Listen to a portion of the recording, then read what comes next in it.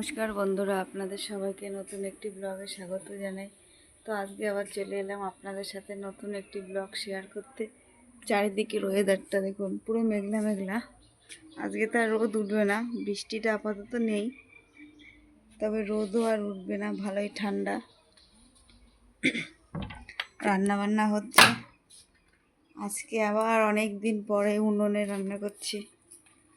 দেখুন চারিদিক পুরো ছড়িয়ে ছিটিয়ে নিয়েছি।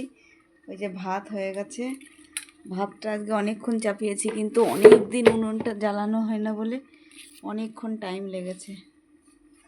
এই যে কড়াইতে এখন হচ্ছে বেলে মাছ ভাপা, জিরে কাঁচা লঙ্কা বেটে একবারে মাখিয়ে কড়াইতে দিয়ে দেওয়া হয়েছে। আর এই শিলের মধ্যে আছে একটু পেঁয়াজ রসুন কালো জিরে ভেজে, তারপরে এই আজকে কয়েকটা মাছ দিয়ে একটু বাটবো। সেদিনকে দেখলাম একটা খাওয়া, ওই ভিল ফুডে দেখলাম রান্নাটা, যে মাছ বাটা, তাই আমি আজকে একটু মাছ বাটা করব। ছোট ছোট মাছ আছে। আর এইখানে একটু যে হেলাঞ্চা শাক কেটে রেখেছি, এই আমাদের এই পুকুর পাড়ে হয়েছে, আমার শাশুড়ি এনে দিয়েছে। হেলাঞ্চা শাকগুলো যদিও বা আমি এখন আর খাই না, তবে শুনলাম যে তেতো না। আর আমার ছেলেও দুদিন রান্না হয়েছিল, আমার ছেলেও যে হোক 2-3 গাল খেয়েছে, তাই ভাবলাম তাহলে আজকে একটু রান্না করি।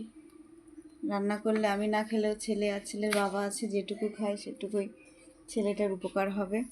আর এখানে এই 4টে টমেটো ছিল, টমেটোর একটু ওদের চাটনি করে দেবো। এর মধ্যে একটু মিষ্টির রস আছে, ভাবলাম এই মিষ্টির রসটা দিয়ে ওদের একটু চাটনি করে দিই। আর দেখুন চারিদিকে ছড়িয়ে ছিটিয়ে নিয়েছি। ভাবছি রান্নাটা হওয়ার পরে এখান থেকে একটু লেপে নেব। এই যে আজকে উনুনে রান্না করলাম বলে ওই হাঁড়িটাই করলাম। ওই হাঁড়িটা তো মাঝে মাঝে করা হয়, একটু কালি কালি হলে অসুবিধা নেই, কিন্তু আর একটা হাঁড়িতে তো ওটাই গ্যাসেই করি, সেই জন্য। আর তো এই যে রান্না আজকে এখনও কিছু হয়নি। এই যে মাছ বাটা হবে, আর এই যে হেলাঞ্চা শাকের তরকারি হবে মাছ দিয়ে, আর কি বলবো ওটা আছে টমেটোর চাটনি, আর এই মাছ ভাপা, এটাই হবে। এটা দিয়ে যা হোক আমি কিছু দুপুরবেলায় খেয়ে নেব, আর রাত্রেরটা আবার দেখা যাবে।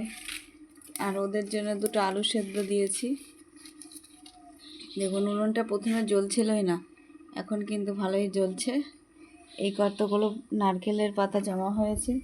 ওই যে আমার ছেলের সাইকেলটা পরশুদিনকে ওর বাবা ওকে দিয়ে একটু পরিষ্কার করিয়েছে, সাইকেলটা মানে ঠিক করে আনবে।